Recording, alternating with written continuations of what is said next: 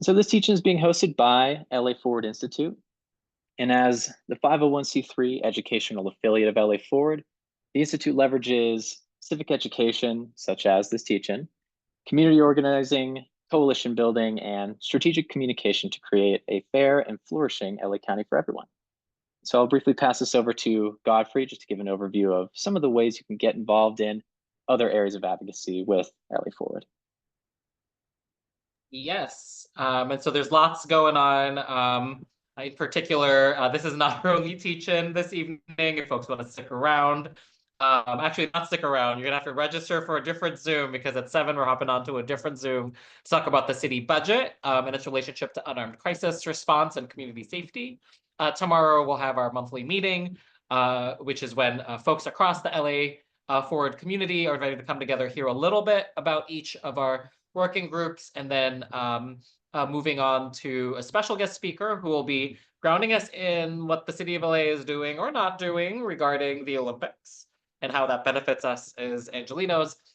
This Sunday, you can find Brendan and others at Ciclavia at the intersection of Pico and Alvarado Terrace. LA Forward will be out there interviewing folks about what they are wanting to see in terms of their city infrastructure in their neighborhoods.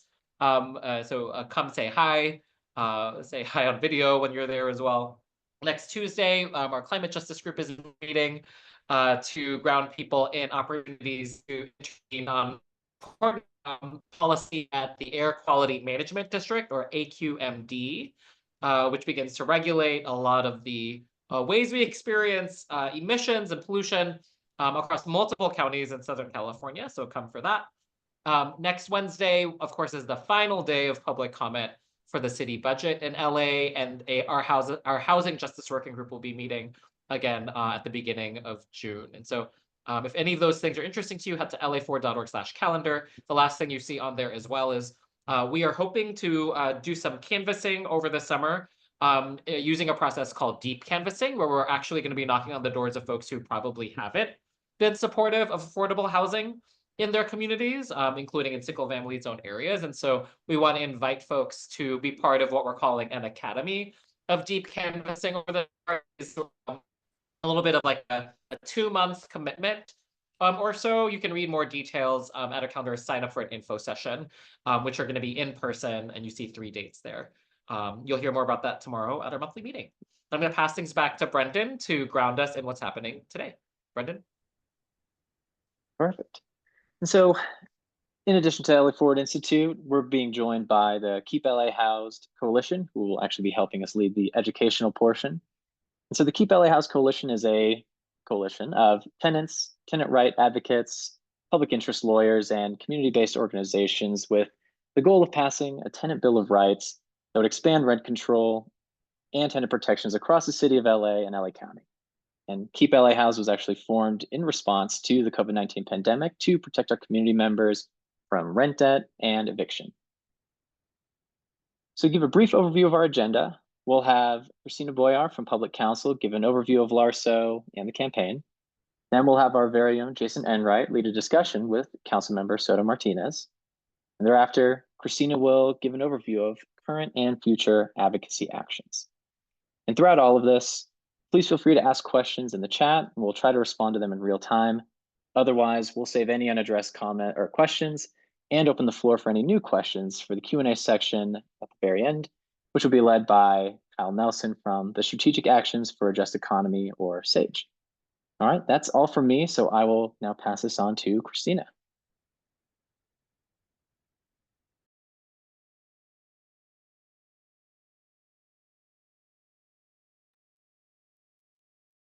Hello, everyone. I hope you can hear me. Right as Brendan was about to pass it, my computer started glitching out. Can people see or hear me? Okay, great. Yes. Here's hoping the presentation works. Sorry about that, folks. Okay. And here's hoping my computer doesn't crash. And if it does, perhaps Kyle can jump in. So thank you in advance, Kyle, if that happens. All right.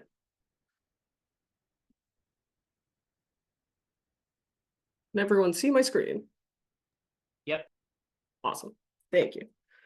So like Brendan said, we're here today to talk about LARSO, the LA Rent Stabilization Ordinance. It was adopted in 1979. It does a few things, but mostly what it does is control how much rent can go up under covered properties. I will get into that in a few slides. But the current formula by which they update your rent every year has not been updated in 40 years. The last time it was updated was 1985. It crucially needs an update, and new rent increases under LARSO go into effect in July. So we need these updates agendized ASAP. Just to give everyone here a picture, and I'm sure we all know, LA is a city of renters. This is a very important law because of that. Nearly 75% of multifamily units are covered by the RSO. So this is roughly 1.6 million people this law affects. The majority of renters are moderately or severely rent burdened, meaning they pay more than 30 or 50% of their income in rent. A standout fact from a study on LARSO was that half of the renters in poverty, which make up about 10% of all renters, pay more than 90% of their income in rent. The rent is too damn high, and wages have also not kept up. A renter would have to make $96,000 to afford an average one-bedroom apartment in Los Angeles. Evictions are sky high again. They've returned to pre-pandemic levels, and 96% of those evictions are for the non-payment of rent. And a primary driver of homelessness is the rising cost of housing. A government accountability study found that a $100 increase in median rent correlates with a 9% increase in homelessness. So the rent is high, it is driving people out of their homes. This is a serious pressing issue affecting our whole city. So who does LARSO protect? LARSO covers buildings with 2 or more units built before October 1st, 1978. So this is 75% of multifamily housing and about half of all the city units. There are some contours in there, but for the purposes of this presentation, I won't dive into them. And like I said, LARSO controls how much your rent can be raised each year for those covered properties, and that's based on a formula. So right now, rent can go up based on 100% of CPI all items. CPI is a measure of inflation. It is the measure of how costs change from year to year. So if inflation were to go up 4%, your rent would go up 4%.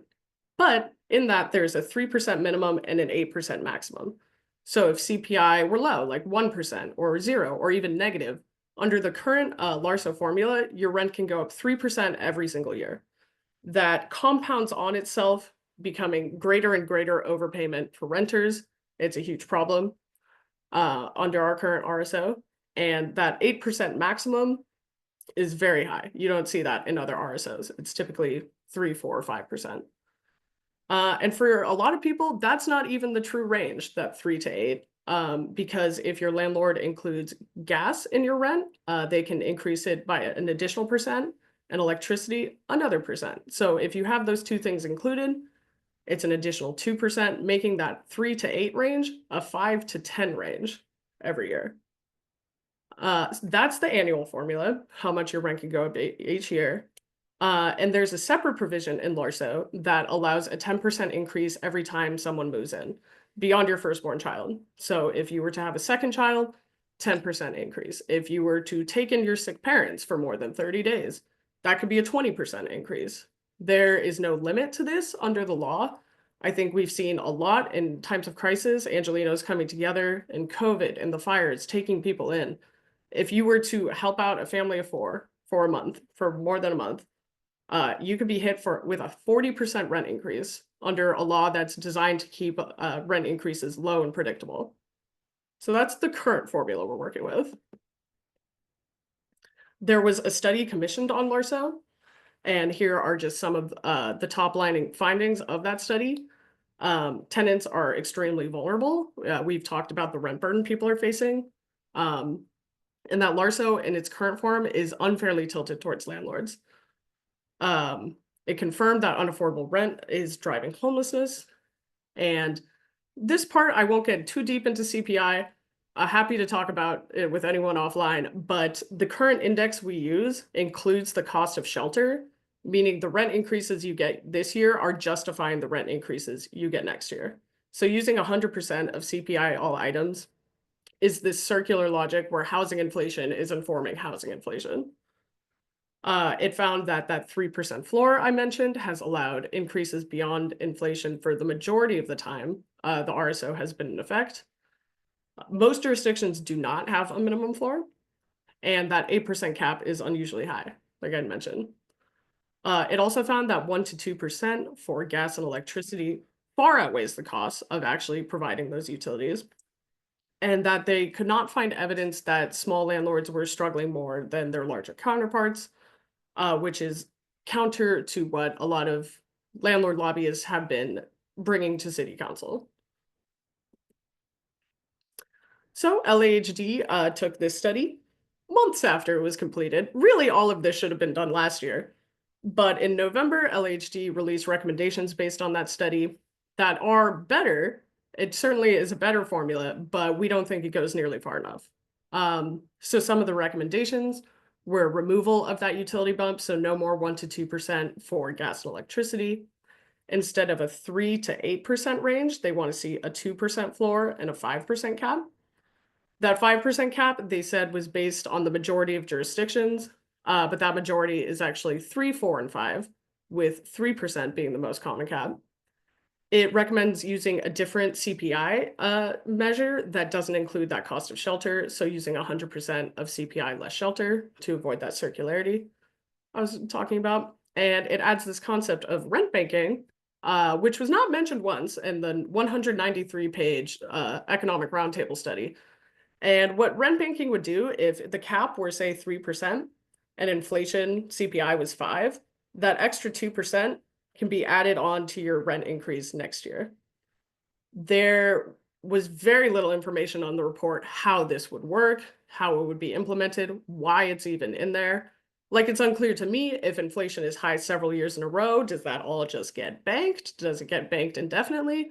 Because it could be that with a rent banking scheme, you're hitting the maximum maybe every year, depending on our inflationary environment. So that was a surprising one to see. And it also recommends expanding outreach on programs for landlords. So there are cost recovery and petition processes under LARSO if landlords are not getting a fair return that they can use right now in lieu of having a different formula for different size landlords. And what we are here to advocate for, what we have been advocating for, is this nice slide right here. So we think the annual formula rent increases should be based on 60% of CPI all items with a 3% max and no floor. We don't think your rent should go up if inflation is not going up, and that the max should absolutely be 3%. That 60% CPI figure comes from the strongest RSOs in the state.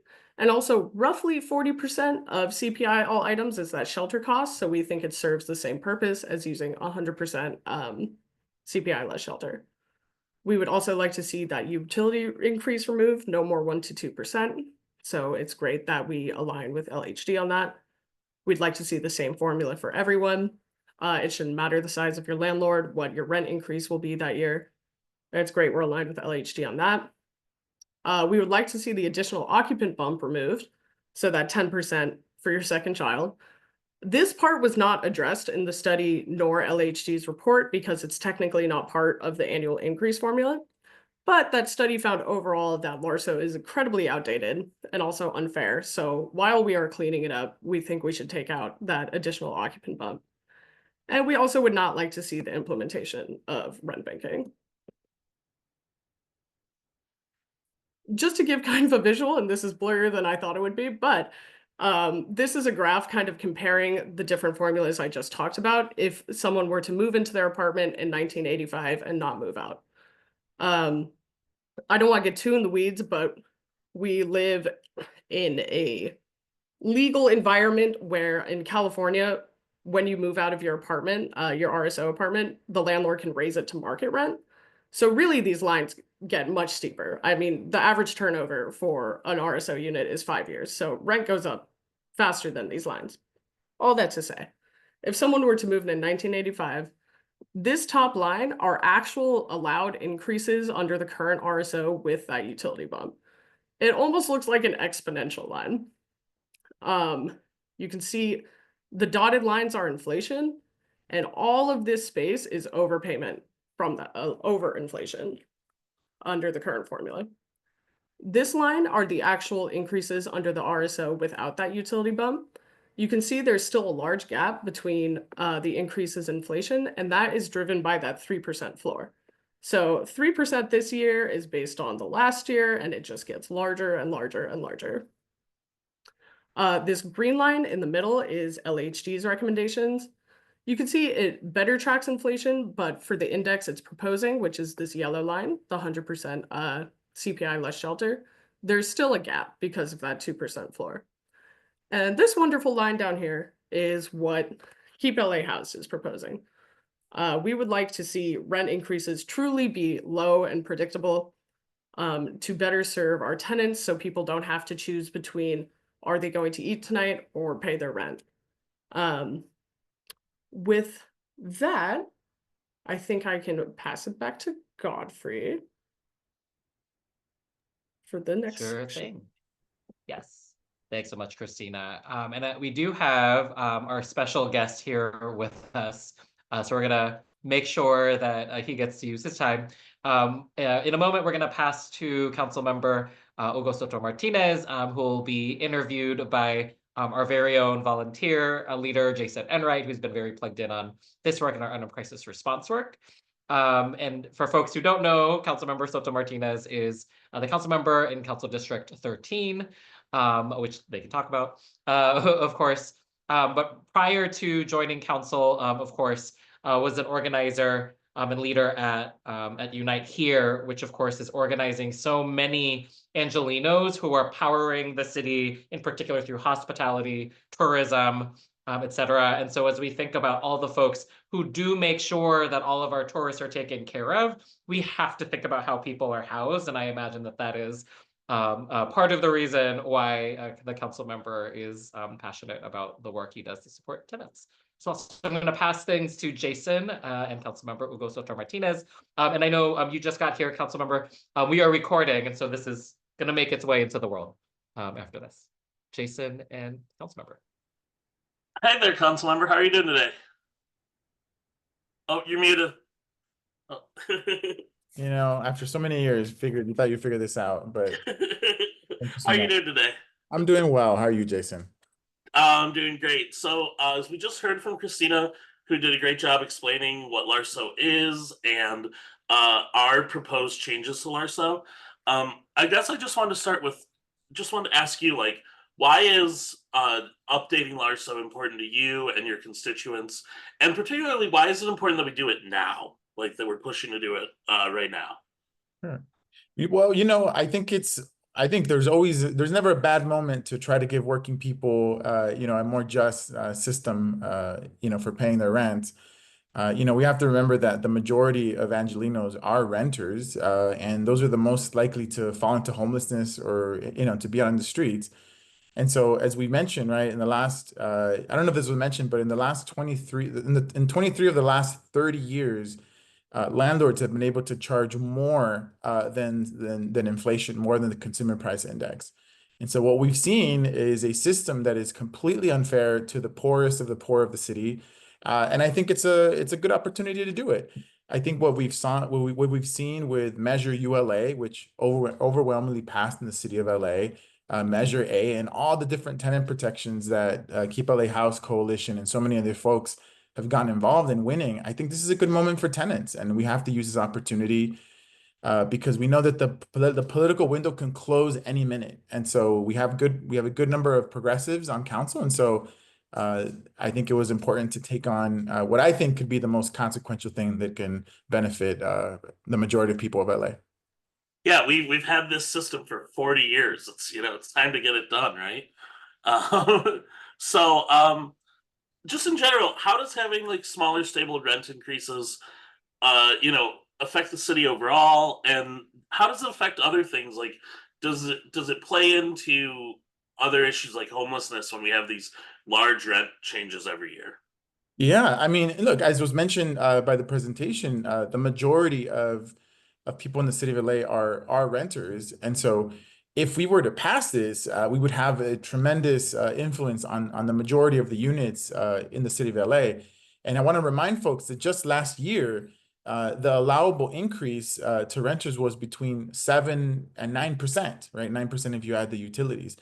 To think that working people, the folks living paycheck to paycheck, uh, could have a 9% or 7% increase is crazy. Like just to put things in perspective, most people don't get a wage increase unless the minimum wage goes up. But even people who are members or members of unions, when they negotiate a wage increase, is usually a 3 to 5% wage increase. And so even if they were to win that, it would get eaten up by the cost of housing, which is what has been happening. And so I think this can have a tremendous positive effect on tenants because it is the majority of the units in the city. Yeah, so we're gonna try to get this put on the agenda and get in front of council. But what can people from on the outside, activists or just interested people like us, do to help you all out to get this passed? Yeah. The most transformative policies that we've ever done, no matter where you look at historically, whether it's at the city, county, state, or the federal level, it was because there was a robust, comprehensive campaign. That was outside and inside strategy. We had folks, whether it's regular neighborhood activists or nonprofits, such as LA Forward or ACE or DSA, like people were pushing it from the outside, saying we need to have this passed.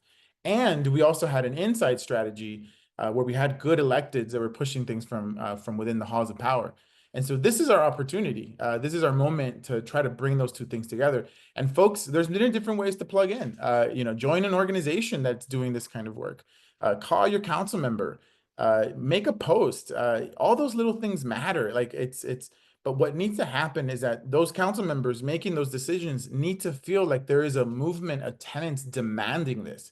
Not just asking for it, but that we're demanding this change, which is how we've won many of the other things at city council. And so there's many different ways to plug in. And also, I want to sort of speak a little bit to the cynicism that we all feel. Like, heck, I feel it sometimes too. But the things we've done in LA do make a very clear and tangible difference to working people. And so we have here in front of us an opportunity that is supported by a broad coalition, including many unions, which traditionally sometimes don't get involved in these kind of fights. And so I think we have a really great window and opportunity right now to pass something that's going to be life-changing for so many people in the city of LA. That's awesome. And we're going to actually go over in a few minutes after we're done speaking with you, a bunch of different ways people can get involved with LA Forward and keep LA housed on this very issue. But one of the ways people can get involved is making a video, just telling your council members or telling the city to cap the rent at 3%. And so I'm wondering if I can get you on the record here saying cap the rent at 3% for everybody out there. Absolutely. Cap the rent at 3%. We've had an unfair system for so many years. What we are doing here is trying to rectify the wrongs that have been done over the last, decades. And so absolutely cap it at 3, give working people a shot in the city. We got to stand up for the rich, not the wealthy. I mean, Thank you so much. We got to stand up for the poor, not the rich. Thank you so much. And is there anything else you want to share with us or anything else going on in council you want to talk about before we have you go? No, look, someone, Gottfried mentioned a little bit of my work. Gottfried and I met actually in the trenches, fighting against Sheriff Villanueva. And so big kudos to Gottfried. We did it on that one. But, in the city of LA, there is so much more activism now than there ever has been, at least in my lifetime. I'm a native Angelino, but it requires just normal people doing extraordinary things. It seems cheesy, but it really does make a difference. But I always say, plug into an organization that is doing that work. Alone, you could fight it, but when you come together, in a collective, that's when you really can punch above your weight. And so, just encouraging folks, get involved in this moment. And also, don't look at it just as a thing for Los Angeles. This nation is hungry for inspiration. They're hungry to find an alternative to what we have right now. And that's also what we're doing here in LA. We're giving people an alternative to what's happening at the federal level, and hopefully, building something that could inspire many people across the country. Thank you so much. It's such a great message to build off of. And I know you have to go. You have council tomorrow, and you've got a lot going on. But thank you so much for taking the time, and thank you to your team, to Sachin and Nick for setting this up. And yeah, just thank you, council member, and we'll be talking to you again soon, hopefully. Thank you so much, Jason. I appreciate it. Thanks everyone who helped put this together. I know it's a labor of love, and thanks everyone who's volunteering their time to hear more about this issue. Great. And now we're gonna, I believe, pass it back to Christina, who's gonna go over some ways that you can get further involved with this campaign, if you're feeling inspired after hearing from the council member. Yes, indeed. I sure am. Cap the rent at 3%. Let me get my screen going again. Okay. So before I get into how y'all can help, I just want to give kind of a landscape of where we're at in City Council. City Council is made up of 15 members. We need at least 8 votes to get a strong LARSO for tenants. So just to give an idea of where we're at, we have our 4 allies, our champion, council member Soto Martinez, who we just heard from. All 4 of these people, Nithya Raman, Unices Hernandez, Isabel Hirado, stand with tenants and will help us in this fight. We can count on them, and we will need them because this is an uphill battle.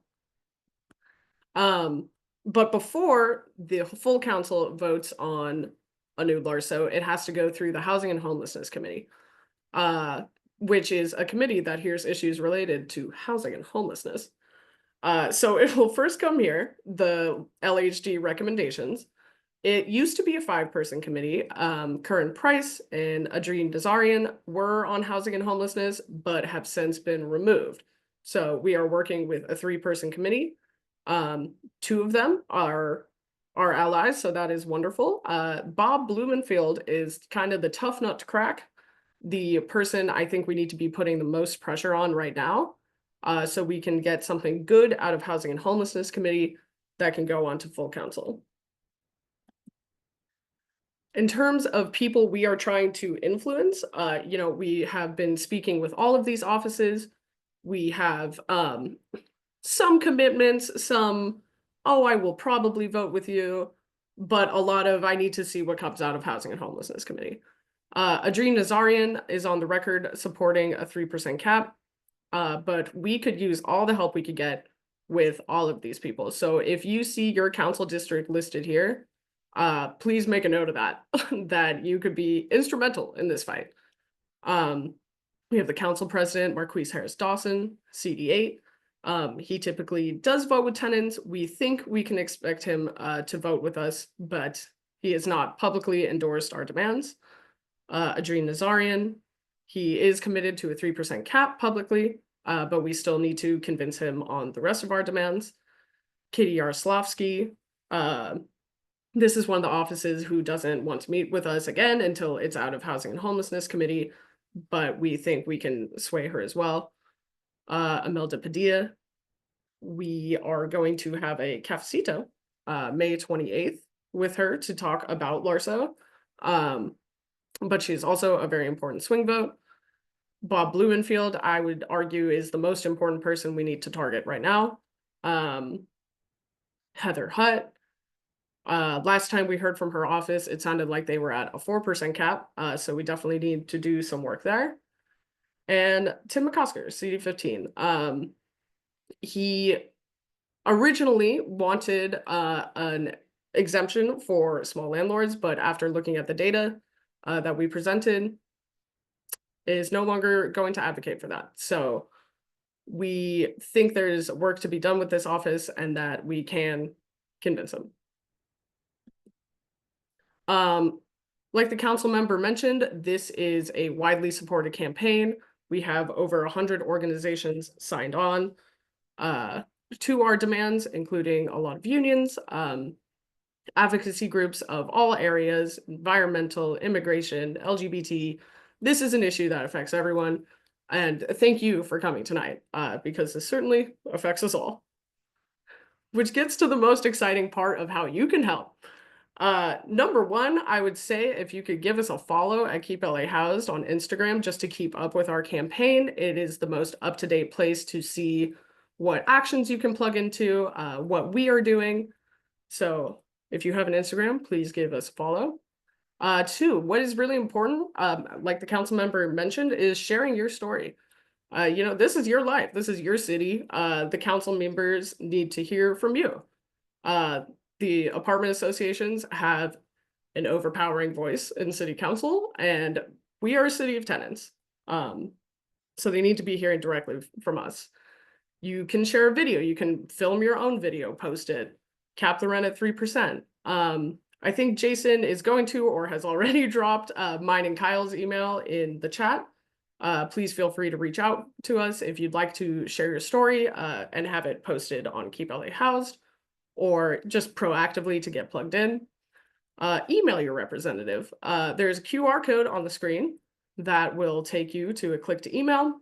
Real easy. It fills it all out. It's addressed to all the council members. You just have to edit some of the text in there. It's in like caps and brackets. Put your personal information. If you have a story, please do share it. Written public comment is really important. I forgot to give Jason a link to that, but we do have a toolkit and a way to plug into the written public comment. Keep an eye on your emails because we will certainly be sending out more details. And three, join us in an action. When this is agendized, which we do not have a clear timeline on, unfortunately, but certainly soon, it would be wonderful for folks to join us in giving in-person public comment. And also, I had mentioned our target offices. If you live in that district and have a story you want to share directly with your council member, if you're a tenant, if you're a small landlord who is supportive of these demands, please let us know. And you could potentially join in a delegation meeting with your representative. But overall, it's really about getting the word out. This is a really important policy. We need city council to move on this. New rent increases are going to go into effect July 1st.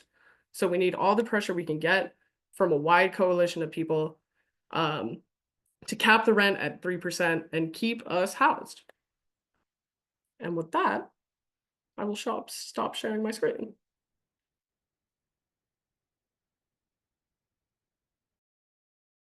And pass it back to Godfrey. Thanks so much, Christina. And I think now is when we get to figure out if folks have questions for discussion and make sure that they leave with the responses to things that are on their mind. We're going to stop recording so that no one feels any sort of way about their question being kept or put in public. So I'm going to do that now.